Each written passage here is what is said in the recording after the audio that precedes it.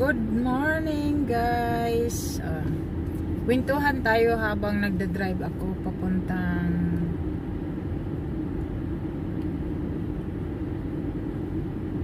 bahay. Pauwi na sa bahay. Tapos na ako magtrabaho. So ang topic natin ngayon, bakit marami ang nagsasabing hindi na maganda dito sa Canada. So far, yung mga baguhan dito, ang dami nilang reklamo kasi umiba na yung rules ng immigration pagdating sa mga gustong mag-PR. So before, walang mga masyadong nagreklamong mahirap dito sa Canada. Pero ngayon, karamihan, dahil sa nag-iba yung decision ng immigration, mostly maraming napapawi na international student after na nakapag-aral sila dito. Hindi na nire-renew ang kanilang mga open work permit. So kasi ang ano ng mostly ang ibang mga international student pumunta dito para mag-aral, in the same time gusto nilang mag-permanent resident after makatapos ng pag-aaral dito.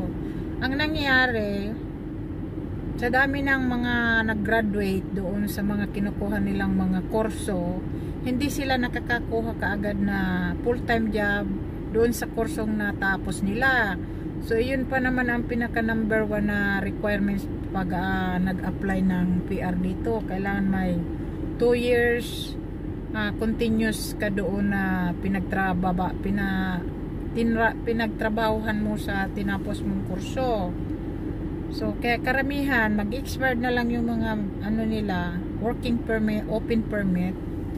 Wala, hindi sila maka PR kasi in the same time yung pag-PR dito ng mga international student hindi madali. Kailangan may sa kanila mag-sign na tinatawag na LAMIA o yung magkakaroon sila ng employer para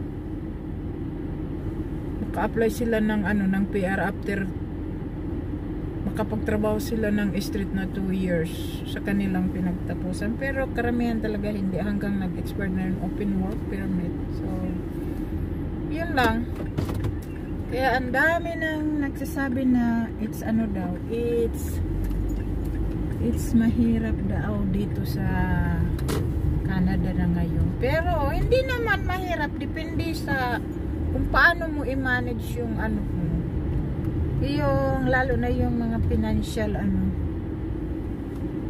kung paano ka maggastos dito sa Canada. Kasi ang karamihan dito nagrereklamo mga estudyante kasi syempre milyon naman ginagastos nila sa PR nila ay sa araw-araw nilang pag-aaral dito, tapos wala pa silang trabahong extra. Talagang aasa ka sa financial support ng parents.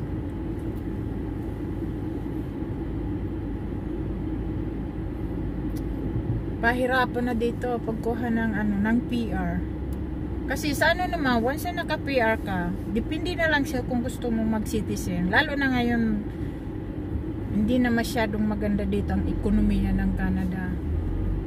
Ang iba naman, okay ng PR lang. Ang iba naman, okay lang na strong.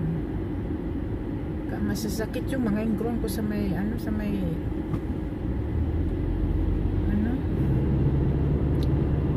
meron akong katrabaho na pauwi na. Maraming na pauwi sa kanilang pinanggalingan dahil nga hindi na sila ni-renew ng immigration yung mga nila, permit nila.